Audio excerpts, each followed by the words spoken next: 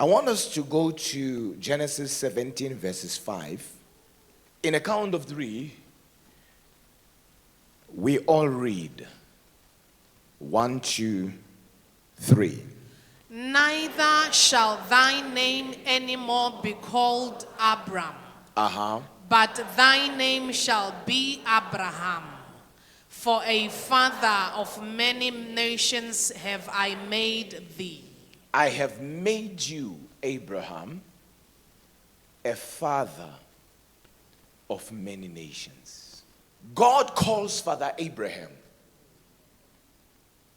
And he says to Father Abraham, come out, this is what I'm going to do. And Abraham obeys God and he comes out.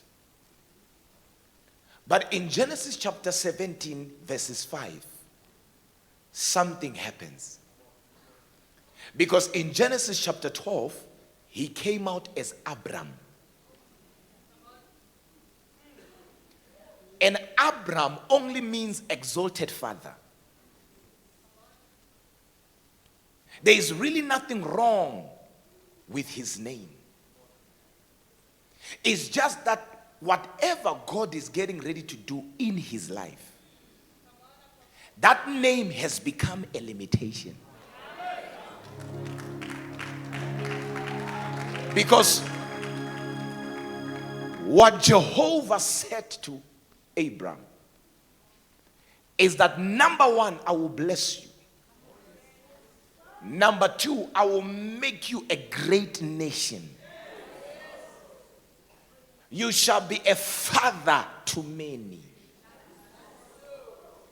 I will bless those who will bless you.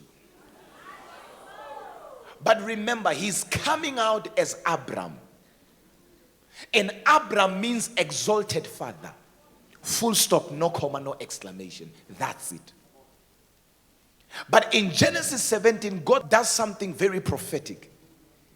He changes his name from Abram to Abraham. And then the Bible attaches a meaning of Abraham. And it says Abraham, meaning father of many nations.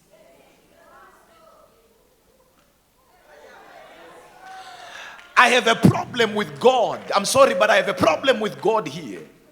My problem, church, is very simple. I am a father myself. And the problem I have with God is that the big man upstairs calls Abraham, Abraham, and he says, you are Abraham because you are a father of many nations. I said, God, did you really say he is a father of many nations?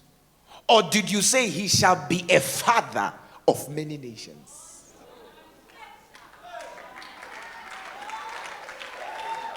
And I read my Bible again. I then realized that it was not something that was to take place in the future. If you know your Bible, you will remember by now that in Genesis 17, Abraham did not have a child. Because Isaac is born in chapter 21. But God is talking to Father Abraham in chapter 17. And he says to him, you are the father of many nations. And according to my understanding, and here's my problem because I'm a father, according to my understanding, you can only be called a father if you have sons to father.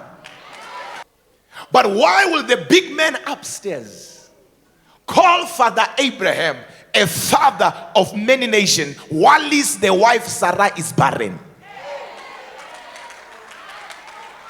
You see, we conclude a matter on earth based on its stages.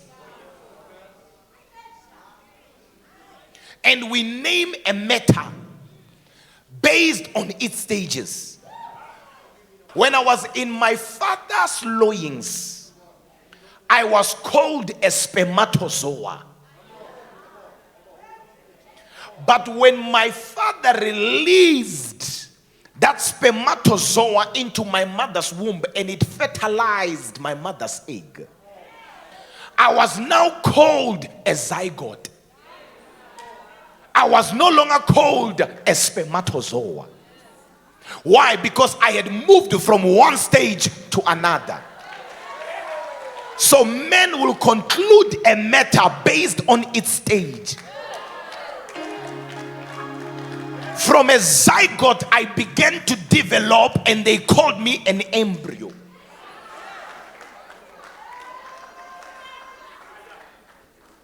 While I was an embryo, I began to develop, and the day the midwife said push, what came out was not an embryo, was a baby.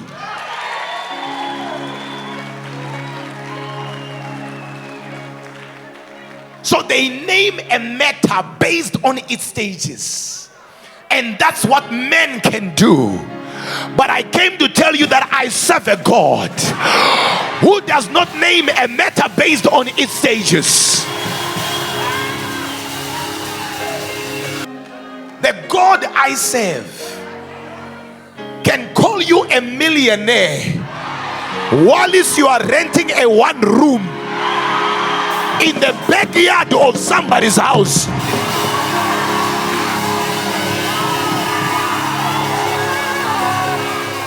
So Abraham is a father of nations, not because he has a baby. That is why then he says to Jeremiah, Jeremiah, I knew you before you were formed in your mother's belly. I ordained you a prophet to nations. Notice, if you may, Jeremiah has not prophesied, but God already calls him.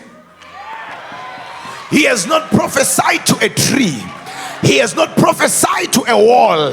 He has not prophesied to anybody. But God is not saying, you have to prophesy first for me to call you a prophet.